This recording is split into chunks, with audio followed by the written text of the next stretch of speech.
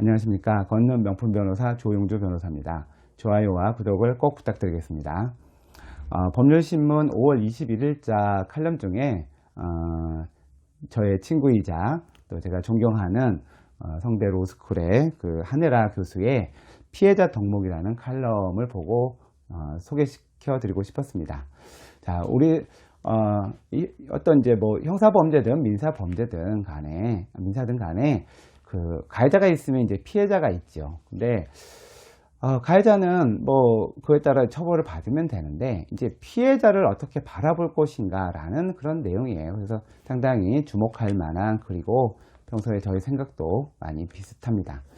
우리 사회에서 피해자라고 하면 그러니까 특히 사건에서 어떻게 이제 상정을 하냐면 피해자가 피해자다워야 되지 않느냐, 뭐 이런 주장들을 해요. 그러니까 이제 피고인의 변호인들은 이 피해자가 피해자답지 않다, 피해자가 너무 많은 돈을 요구한다, 피해자가 행실이 좋지 않다, 피해자가 하는 행동이 도를 지나친다 라고 해서 피해자가 피해자답지 못하다는 것을 부각시켜서 결국적으로는 가해자의 처벌이나 배상의 범위를 줄이려고 하는 경우가 많이 있습니다.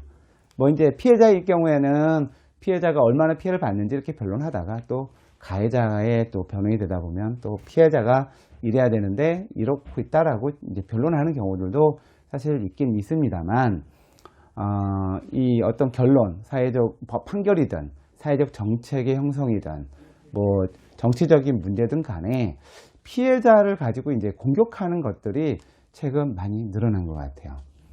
피해자는 항상 조용해야 되고, 조금만 요구해야 되고, 조신하게 행동해야 되고, 그래야 될 이유는 사실 없어요. 내가 당한 피해가 크니 울부짖을 수도 있고, 단체를 만들 수도 있고, 시끄러울 수도 있는 거죠.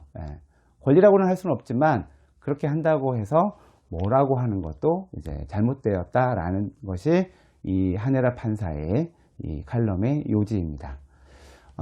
뭐 여러 가지 사례로 말씀을 드릴 수가 있어요. 이거를 좋게 보는 사람이 있고 나쁘게 보는 사람도 있는 것 같은데요.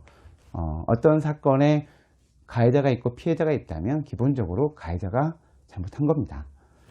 피해자에게 있어서 엄격한 피해자다움을 요구할 수는 없다고 생각합니다. 간혹 나쁜 피해자들도 있을 수는 있어요. 전혀 없다고 말할 수는 없어요.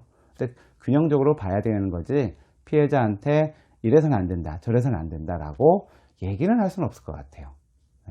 그래서 피해자의 덕목이라는 어떻게 보면 피해자로움, 피해자다움 뭐 이런 거를 사회가 요구한다는 것도 그리 바람직하지는 않은 것 같습니다. 그러나 피해자도 법의 범위 내에서 자신의 요구와 어떤 표현을 해야 되는 것이라고는 생각을 합니다. 그래서 그 칼럼 한번 일독해 보기를 권합니다. 감사합니다.